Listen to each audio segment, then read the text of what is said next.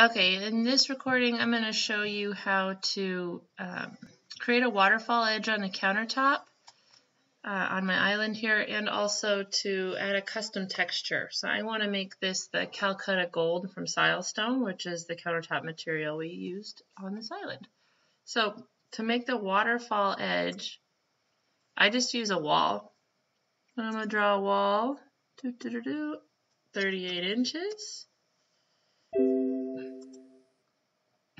Then I'm going to select it, go to Properties, change the height to the height of the cabinet, 34.5, and the thickness to the thickness of the countertop, so 1.5 inches. Hit Apply. And then I'm going to go to Material, and walls always have a default of this light gray. It's the drywall color, I guess, or something. You can change this to tile if you want to do backsplashes. I'm using this to pretend that it's a countertop, so that's what we're going to do. We want to add a new one, so we're going to come up here to User Texture Library, and then I'm going to go to this button, Browse. What was that button? Browse Files.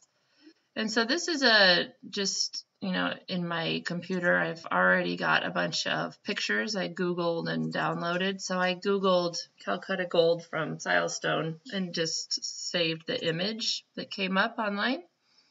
We'll go ahead and grab that image. This one is from previous. Yes, remove that. So here we go. Calcutta Gold. So if you look over here, description, scale, width. So this is going to make this image a 12 by 12 repeat pattern. So 12 by 12 would make this look like a bunch of little marble tiles, which isn't really what we want. So I'm going to change that to 48. Oh, just kidding. I want this scale height to be 48 because I think that would make a slab about, this seems about right, 4 by 8. And it's not an exact science here, although you could make it one if you wanted. And then appearance, let's make it glossier. Yeah. Let's see, do they have stone? This is the group type. I'm just going to go with glossy. We'll see how that works out. Okay. Plastic poly, who knows what that all means. Okay. So and you get to play around and adjust these things to make them look right. So we've got, this is applied to the wall. Now I want to apply that same material or texture to the countertop too. So attributes, variables, click on this. And you don't have to go into User Texture Library again. We've already created it. You just get to go in and select it. So I've got one here that was the standard sizes. So make sure you select the one that's larger. There we go. Okay. Apply. It's thinking. And okay, so now I need to move our waterfall edge into place.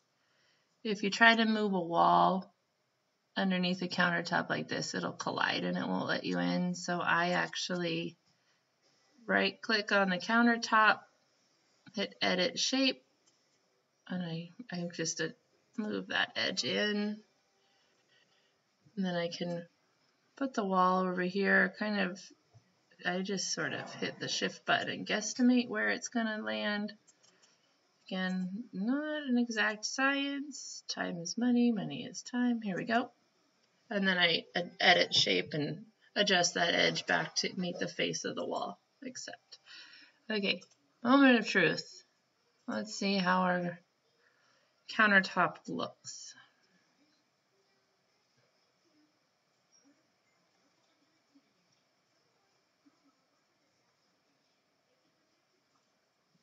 I like to use texture with edges because it makes it look more like a drawing and it's a little more forgiving when I'm presenting to clients. If you're really good and you spend a lot of time on it, you can do it without edges and it looks more like a photo, but I am fast. So yeah, I think that looks pretty good. It's showing the big veining there. And if this, you clean up your image a little bit, this wall needs to move down. And then, you know, of course, hit your high quality rendering and that would look really pretty. Good enough for me. All right.